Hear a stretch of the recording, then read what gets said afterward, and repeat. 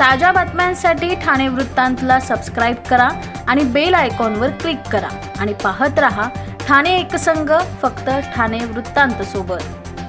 ठाणे जिल्ह्यात एक धक्कादायक घटना घडली आहे। मनःशांती मिळवण्यासाठी मंदिरात आलेल्या एका तरुणीला मंदिरातील पुजाऱ्यांनी भांग दिलं आणि त्यानंतर तिच्यावर अत्याचार केला। यावर पुजारी थांबला नाही तर त्या तरुणीची त्याने निर्गुण हत्याही केली। या घटनेने एकच खळबळ उडाली आहे। या प्रकरणी पोलिसांनी एका पुजाऱ्याला अटक केली आहे। घरगुती भांडण झाल्याने एका विवाहित तरुणी डायघर जवळील शिळफाटा गणेश घोळ या मंदिरात मनःशांतीसाठी आली होती।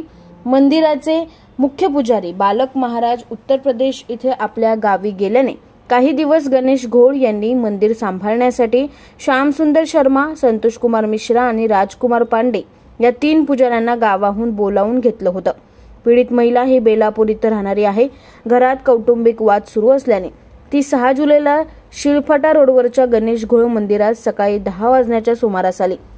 दिवसभर ही महिला त्याच मंदिरात बसल्याने मंदिरातील पुजाऱ्यांनी तिला दुपारचे जेवण दिलं। त्यानंतर संध्याकाळचा चहा देताना या चहामध्ये भांगेची गोळी मिसळून दिली। चहा प्यायल्यानंतर महिलेची शुद्ध हरपली। त्यानंतर रात्रभर ही महिला या मंदिरातच होती। रात्रीच्या वेळी मंदिरातील श्यामसुंदर शर्मा, संतोष कुमार मिश्रा आणि राजकुमार पांडे या 3 पुजाऱ्यांनी आळीपाळीने तिच्यावर बलात्कार केला। पहाटे शुद्ध आल्यानंतर या महिलेच्या ही गोष्ट लक्षात आल्यानंतर तिने आरडाओरड करण्यास सुरुवात केली। महिला आरडाओरड करत असल्याने आपलं बिंग फुटेल या भीतीने पुजाऱ्यांनी तिला मारहाण करत जमिनीवर आपटलं। यातच त्या महिलेचा जागीच मृत्यू झाला। त्यानंतर महिलेचा मृतदेह त्यांनी मंदिराच्या बाजूला असलेल्या जंगलात फेकून दिलाय। 2 दिवसांनी मंदिरात गेलेल्या एका भाविकाला डोंगरावर जंगलात पडलेला महिलेचा मृतदेह दिसला। त्याने याची माहिती तात्काळ पोलिसांना दिली। पोलिसांनी घटनास्थळी पोहोचत तपास सुरू केला। परिसरातील सीसीटीव्ही तपासल्यानंतर पोलिसांना गणेश घोळ मंदिरातील पुजाऱ्यांचा संशय आला।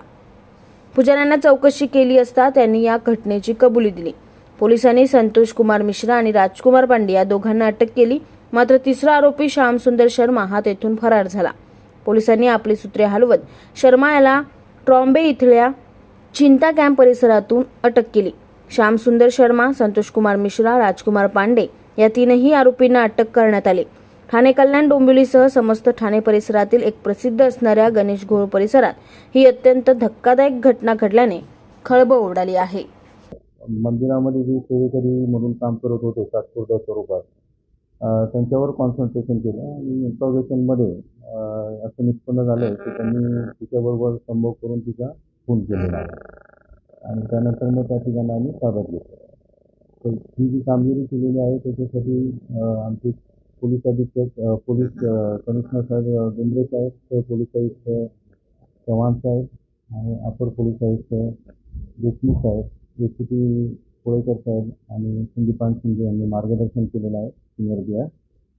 आणि तपासात जो मौलिक तपास केलेला आहे तो API अब्दुल मलिक, API काळे आणि PSI शिंदे यांनी केले आहे आणि त्यांना मदत जी आमच्या हवालदारांनी नाईक आहेत त्यांनी केलेलं आहे। त्याच्यामध्ये वसावे, राठोड, पवार, पाटील, आव्हाड, बोराडे, खाडे, सोनावणे आणि माळी यांनी मदत केलेली आहे। आमचं आव्हान असं राहील की घरगुती जर वाद असतील तर घरातील जे सिनियर लोक असतील किंवा आपले रिलेटिव्ह असतील त्यांच्यामार्फत ते सेटल करावा किंवा किमान जी काही त्यांची समस्या आहे ती पोलिसांनी स्टेशनला येऊन तिने वेळेस दिली असती तर त्यातनं काहीतरी मार्ग निघाला असता।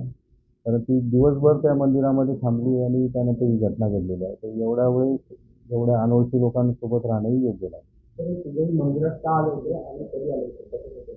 तर या मंदिराचे जे मुख्य पुजारी आहे बालकराज महाराज हे त्यांच्या युपीकडच्या दुसऱ्या मंदिराच्या भेटीसाठी गेले होते। तर त्या मंदिराची देखरेख करण्यासाठी यांना त्यांनी बोलवलं। कस्टडी किती दिवसापर्यंत? कस्टडी 16 तारखेपर्यंत, 16 म्हणजे मंगळवारपर्यंत मिळाली।